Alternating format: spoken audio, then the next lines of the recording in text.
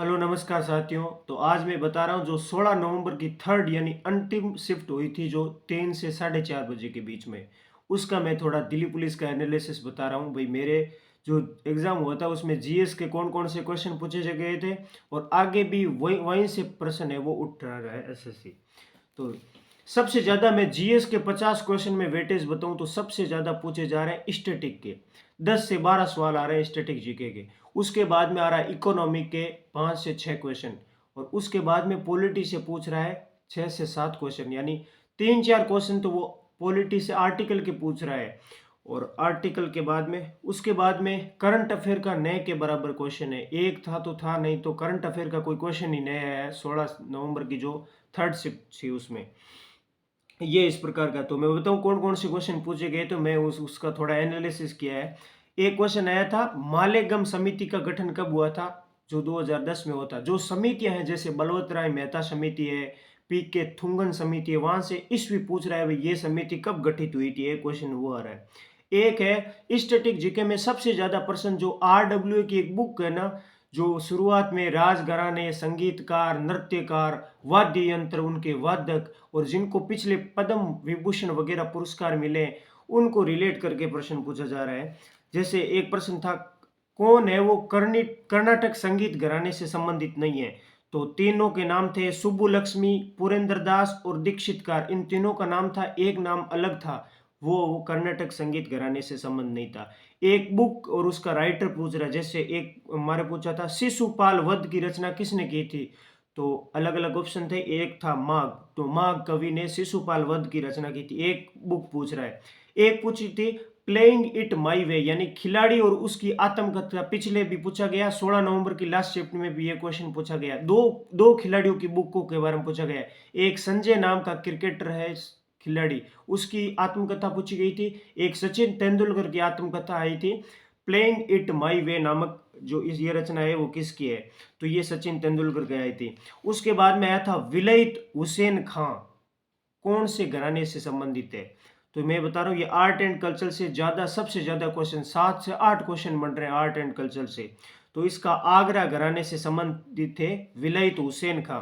उसके बाद में दो प्रश्न योजनाओं से बन रहे हैं, जो लेटेस्ट 2020 और 21 की जो रोज भारत सरकार द्वारा चलाई गई जितनी भी योजनाएं हैं, जैसे किसी करंट अफेयर की बुक में मिल सकती है, टोटल योजनाएं पढ़ के जाना आप। 2020 और 21 की जितनी भी 15 से 20 30 भी योजनाएं बन सकती, वो सिर्फ स्टार्टिंग डेट पूछ रहा है, भाई ये योजना कब शुरुआत हुई। दो योजनाएं पूछी जा रही है, तो हमारे दो योजना, एक पूछी गई थी अन्नपूर्णा योजना की शुरुआत कब हुई थी, तो वो 2000 ईस्वी में शुरू हुई थी।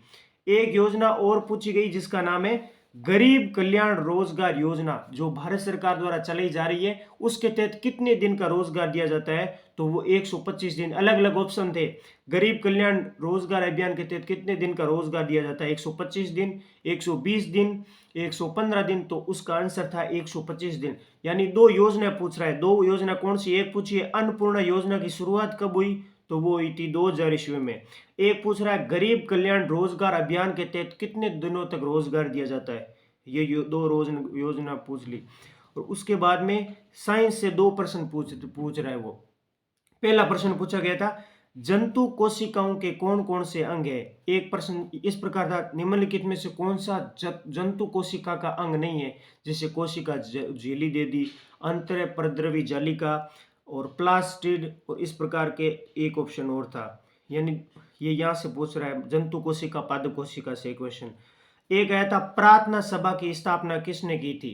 प्रार्थना सभा यानी आत्माराम पांडुरंग वाली, ये ऑप्शन था आत्माराम पांडुरंग, प्रार्थना सभा की स्थापना की थी। ये दो पूछ रहा है, एक यही पूछा था, एक प्रश्न ये और पूछा था ब्रह्म समाज की स्थापना किसने की थी, तो ये है राजा राम मोहन राय। ये दोनों प्रश्न सभाओं से पूछे गए थे, प्रार्थना सभा और ब्रह्म सभा की स्थापना किसने की थी। उसके बाद में जो मुगल काल और दिल्ली सल्तनत है, वहां से दो क्वेश्चन पूछ रहा है। मुगल काल से क्वेश्चन पूछा गया था चांदी की जो मुद्रा है, किस मुगल शासक ने चलाई थी, जो वर्तमान तक मतलब आधुनिक समय तक चली आ रही थी, तो वो बाबर शासक था जिसने शाहरुखी नाम की चांदी का सिक्का चलाया था। ऐसा कौन सी चांदी की मुद्रा थी जो आधुनिक काल तक भी लंबे समय तक चली थी, वो बाबर द्वारा चलाई गई शाहरुख की कविता थी। यानी मुगल काल से एक क्वेश्चन पूछ रहा है, जैसे इल्तुतमिश की जो चांदी की मुद्राएं चलेगी उसको थोड़ा आप देख के जाए। और एक क्वेश्चन भूगोल से बहुत कम 1 से 2 क्वेश्चन पूछ रहा है। भूगोल से ये पूछा गया, यमुना नदी का उद्गम किस राज्य या केंद्र शासित प्रदेश से होता है? तो यमुना नदी हमें पता है, यमुनोत्री ग्लेशियर उत्तराखंड ऑप्शन में था, उत्तराखंड से निकलती है। एक क्वेश्चन था फिर आर्ट एंड कल्चर से, होली को डोला पूर्णिमा किस राज्य में कहा जाता है? होली का जो पर्व मनाते हैं पूरे देश में, डोला पूर्णिमा किस राज्य में मनाते हैं होली को डोला पूर्णिमा के रूप में? तो ऑप्शन था अलग अलग, महाराष्ट्र गुजरात, दो दो राज्यों के ऑप्शन थे, महाराष्ट्र गुजरात पंजाब हरियाणा। एक ऑप्शन था पश्चिम बंगाल और उड़ीसा। तो शायद तक वही उत्तर था, होली को डोला पूर्णिमा के रूप में पश्चिम बंगाल और उड़ीसा राज्यों में मनाते हैं। और उसके बाद में ये जीके के क्वेश्चन थे। उसके बाद में कंप्यूटर का एकदम सरल पूछ रहा है, अगर RWA के जो सर है ना, उनके द्वारा पढ़ेगी जो मैराथन है 5-5 घंटे की, MS वर्ड, MS एक्सेल और वो इंटरनेट वाला। MS एक्सेल से 4 क्वेश्चन पूछा है और MS वर्ड से भी 4%, यानी 2% थोड़ा वो ईमेल वगैरह से पूछ रहा है। एक प्रश्न पूछा गया था ISP की फुल फॉर्म बताओ, यानी इंटरनेट सर्विस प्रोवाइडर, इसकी ISP की फुल फॉर्म पूछी गई थी। और वर्ड और एक्सेल से 4-4 क्वेश्चन पूछ रहा है। 1-2% वो प्रिंटर से सीधा पूछ रहा है, भाई प्रिंटर में नंबर ऑफ कॉपीज ऑप्शन आता है ना, उसमें डालते हैं, तो इसमें कितनी कॉपियां प्रिंट की जानी है उसकी संख्या डालते हैं, मतलब इसके बारे में थोड़ा प्रश्न पूछा गया था। और इकोनॉमी से थोड़ा मतलब लैंग्वेज बेस्ड क्वेश्चन है, ऐसे नहीं कि सीधा डाटा पूछ लिया, डाटा क्वेश्चन नहीं है, लैंग्वेज यानी इकोनॉमी जिसने थोड़ी बहुत समझ रखी है तो वो कर सकता है, मतलब बड़ी बड़ी भाषा देकर वो क्वेश्चन पूछ रहा है। यानी भारत की अर्थव्यवस्था कैसी है, खुली अर्थव्यवस्था है जिसका क्या आशय है, उसको 4 ऑप्शन दिए गए हैं। यानी खुली अर्थव्यवस्था का मतलब है भारत है वो विभिन्न राष्ट्रों के साथ में व्यापार कर सकता है, इस प्रकार ये लैंग्वेज बेस्ड क्वेश्चन आ रहे हैं। मैंने मेरे कहने का मतलब इकोनॉमी में डाटा बेस बहुत कम है।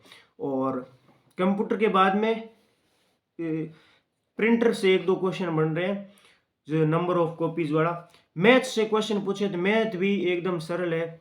मैथ में एक क्वेश्चन 2D का आ रहा है, एक 3D का आ रहा है, और परसेंटेज का भी एकदम नॉर्मल सवाल आ रहा है। और एक प्रश्न पूछा गया था 2 वर्षों का साधारण ब्याज और चक्रवृद्धि ब्याज के बीच का अंतर ज्ञात करें, यानी डिफरेंस का क्वेश्चन पूछा गया था। और प्रॉफिट लॉस का तो एकदम सरल क्वेश्चन था, जैसे 80,000 रुपये है, पहले साल इतने % का लॉस होता है, अगले साल इतने % का प्रॉफिट होता है, तो कुल लाभ या हानि प्रतिशत बताइए, ये भी एक नॉर्मल सा क्वेश्चन है। और मैथ में 2 से 4 क्वेश्चन टफ बन रहे हैं, इस प्रकार मैथ का भी नॉर्मल है। और रीजनिंग है वो सबसे आसान पार्ट, कंप्यूटर और रीजनिंग का पोर्शन जो है एकदम आसान है। और रीजनिंग में सबसे ज्यादा पूछे गए थे 16 नवंबर की शिफ्ट में डाइस, यानी पासे से सबसे ज्यादा क्वेश्चन, 5 से 7 क्वेश्चन पूछ रहा है पासे के, मतलब पासे को फेंका जाता है, ये स्थितियां बनती है, मतलब पासे के चित्र दे रहा है 2 4 6 1 2 5, इस प्रकार मिला करके एकदम आसानी से कर सकते हैं। पासे के 4 से 5 क्वेश्चन पूछ रहा है। और 2 से 3 क्वेश्चन फिगर आकृतियों वाला, आकृति को पूरा कीजिए, आकृति दे रहा है, मतलब ये आकृति 3 साइड से भरी हुई और चौथा ऑप्शन खाली दे रहा है, मतलब यहाँ कौन सी आकृति आ सकती है बिना घुमाए, यानी बिना घूर्णन किए। तो वो 2 या 3 से 4 3 आकृतियां साहित्य पूछी गई थी। इस प्रकार रीजनिंग भी बहुत सरल है।